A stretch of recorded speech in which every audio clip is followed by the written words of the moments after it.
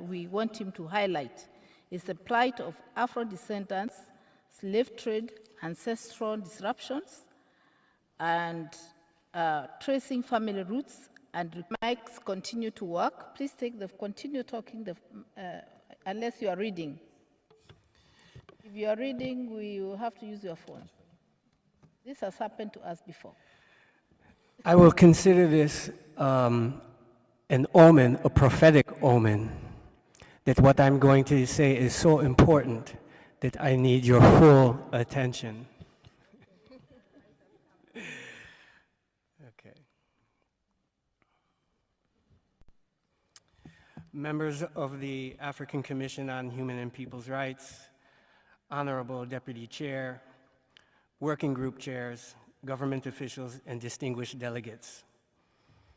The concept note for this panel discussion states that it is a platform to reflect on the reparative justice journey in Africa and ignite action in pursuing the reparative justice agenda. 7 minutes is not enough time for me to do that, so I am submitting my full statement, which is 15 pages, in the interest of time in order to get at the igniting action part. And I will proceed to my 4 action recommendations. The Abuja Proclamation appraises, quote, the issue of reparations in relation to the damage done to Africa and its diaspora by enslavement, colonization, and neocolonialism. AU Executive Council Decision 1528 decided the theme of the year for 2025, as well as designates the reparations for transatlantic enslavement, colonialism, and apartheid. Notice the construction here. Reparations for transatlantic enslavement always precedes colonialism and neocolonialism. Thus, the first priority of reparations is to repair the first harm done, which happened when African men, women, and children were invaded and attacked by the military order of Jesus Christ, headquartered in Portugal, after war was declared on them by Pope Nicholas V on June 18, 1452. Captured African prisoners of war were forcibly trafficked across the Atlantic and subjected to the dehumanization processes that resulted in ethnocide. We must start using this word, ethnocide. It has significant legal connotations. So this is the first harm of enslavement. That is the priority of Africa's reparations claim. The first remedy, therefore, is the lineage restoration of the African people still suffering from ethnocide.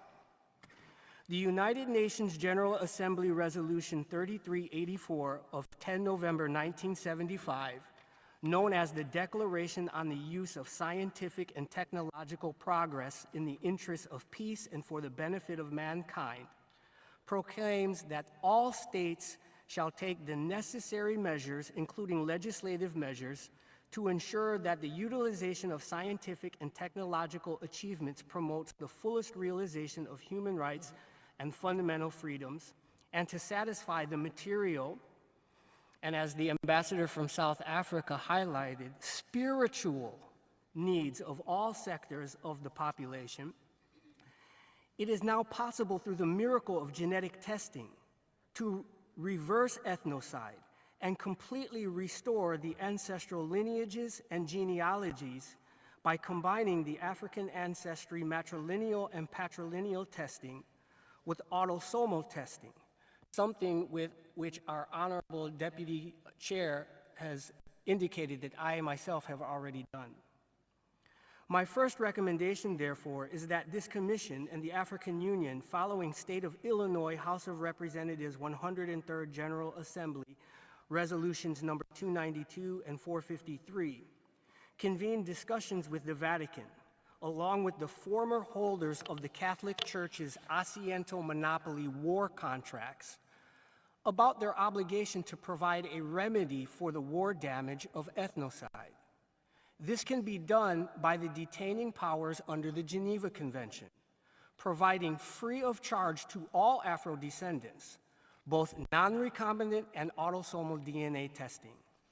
It should be noted that the new African Diplomatic and Civil Service Corps study, which was recently released, showed that overall, the majority of descendants of Africans enslaved in the United States still suffer ethnocide, since they cannot identify who and where they come from in Africa.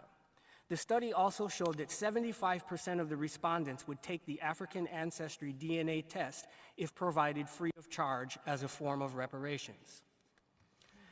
The next order of priority is citizenship, starting with the Afro-descendants from the 6th region who have already returned to various countries.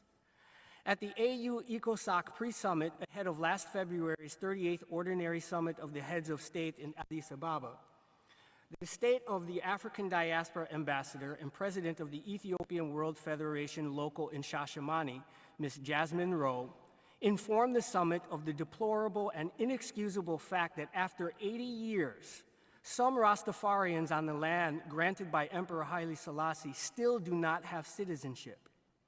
This and many other problems plague repatriates in many AU member states. For this reason, I am now submitting to the Commission and AU ECOSOC reports prepared by Ambassador Jasmine Rowe, by Obemfo Obadeli Bakari Kambon, PhD of the Abibi Fahodi Think Tank Consortium in Ghana, and Ms. Abena Grace James of the 6th Region African Diaspora Alliance in Tanzania, on the current condition of repatriates in Ethiopia, Ghana, and Tanzania, along with recommendations regarding citizenship and other unique immigration programs needed by Afro-descendants who are returning to one of the AU's 5 regions. Most importantly, it is our recommendation that the Commission pass a resolution on the Afro-descendants' right of return and the African Union develop a comprehensive 6th region citizenship policy. It would be embarrassing for the African Union to expect the former enslaving and colonial powers to fulfill their reparation obligations when AU members have not first fulfilled their own. The third reparations priority is conducting plebiscites for self-determination. At the opening of the 4th session of the United Nations Permanent Forum on People of African Descent, held April 14th of this year, outgoing chair June Sumer emphasized the fact that there are still 17 black colonies seeking independence from colonial masters, including the Republic of New Africa, of which I serve as the Minister of Foreign Affairs for its provisional government. These black colonies have yet to achieve independence like the former colonies in Africa, which now constitute the AU member states.